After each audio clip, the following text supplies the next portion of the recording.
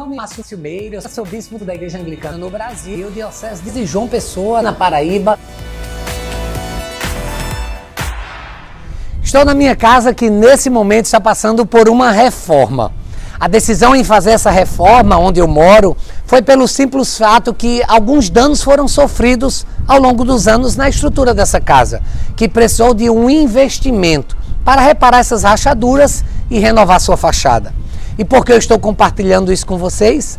Dia 31 de outubro é o dia em que celebramos a Reforma Protestante, o nome dado ao movimento reformista que surgiu no cristianismo no século XVI, a partir de Martinho Lutero, um monge agostiniano que estava insatisfeito com algumas práticas e questões teológicas defendidas pela Igreja Católica Romana. A atuação de Lutero teve como ponto de partida a divulgação das 95 teses que rapidamente se espalharam pela Europa e surgiu o protestantismo. Causas da reforma protestante que nós vemos no seu aspecto teológico já havia uma insatisfação que algumas figuras do clero católico questionavam determinados princípios do catolicismo romano. Ao longo prazo, pode-se ressaltar, por exemplo, os valdenses, que surgiram na França no final do século XII. E poucos anos antes do início da reforma, existiram os pré-reformadores, como John Wycliffe, John Huss. O primeiro criticava o acúmulo de poder político e os desvios da igreja dos verdadeiros ensinamentos de Jesus. O segundo tecia críticas parecidas contra o enriquecimento da igreja e a venda das indulgências. A insatisfação e as críticas da Igreja Católica tiveram seu ápice com Martinho Lutero, que estava insatisfeito com certas condutas da igreja, sobretudo com as indulgências, que eram comuns na Igreja Católica da época. Nesse contexto, essa prática acontecia por meio de pagamentos feitos pelos fiéis para a igreja em troca do perdão de seus pecados. Além disso, o Papa Leão X havia oferecido indulgências para aqueles que contribuíssem com dinheiro para a construção da Basília de São Pedro. Lutero tinha também discordância de conteúdo teológico a respeito da salvação e de outras práticas e ações da igreja.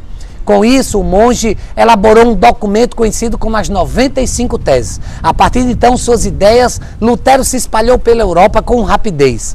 Nesse momento, a intenção de Lutero não era romper com a Igreja Católica. Ele queria apenas que se realizasse uma reforma em determinadas questões.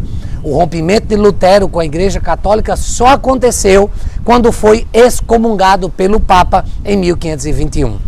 95 teses de Martinho Lutero defendia basicamente que a Bíblia era a única referência para os fiéis, que as pessoas conseguiriam ser salvas sem a mediação de intermediários e sem precisar de indulgências. A base teológica de Lutero baseava-se em um versículo bíblico que afirmava que o justo viverá pela fé. Aqui Lutero passou a defender a ideia de que não eram as boas obras, as boas ações que salvariam uma pessoa, mas sim a fé. A construção teológica iniciada por Martinho Lutero deu origem a um princípio conhecido como as 5 solas. Sola fide, somente a fé. Sola scriptura, somente a escritura. Solus Christus, somente Cristo. Sola gratia, somente a graça. E sola Deo gloria, somente Deus e a sua glória.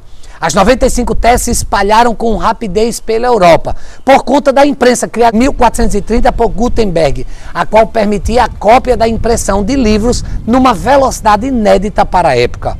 Com isso, as ideias de Lutero propagaram-se, conquistaram seguidores em toda a Europa.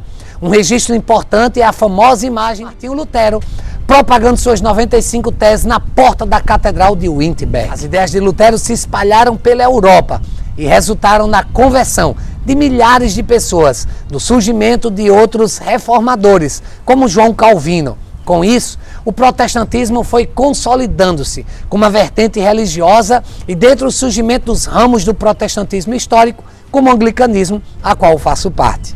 Um importante teólogo de referência foi Thomas Cranmer, que elaborou o Locke, livro de oração comum, para facilitar o acesso da Bíblia Sagrada na língua do povo. A herança deixada pela vida de William Tyndale. Vai lá no meu canal depois e assiste com exclusividade a história desse homem de Deus, que morreu numa fogueira fazendo uma oração dizendo: Senhor, abre os olhos do rei da Inglaterra. Isso porque suas traduções para o inglês não eram permitidas e graças aos esforços desses incansáveis mártires da fé, hoje podemos com todos os frutos, colher o que o protestantismo ao longo da história tem trazido, como a educação pública, separação do governo da igreja, a liberdade de expressão e acesso à Bíblia e, consequentemente, a outros livros que foram algumas das grandes conquistas da Reforma Protestante. Como disse Cranmer, as Escrituras devem estar com frequência em nossas mãos, diante dos nossos olhos, em nossos ouvidos, em nossas bocas, mas sobretudo em nossos corações. Que nesses 503 anos de Reforma Protestante possamos ser, como disse Lutero, Ecclesia Reformata et semper reformada secundo verbum Dei. A Igreja reformada, sempre reformando de acordo com a palavra de Deus.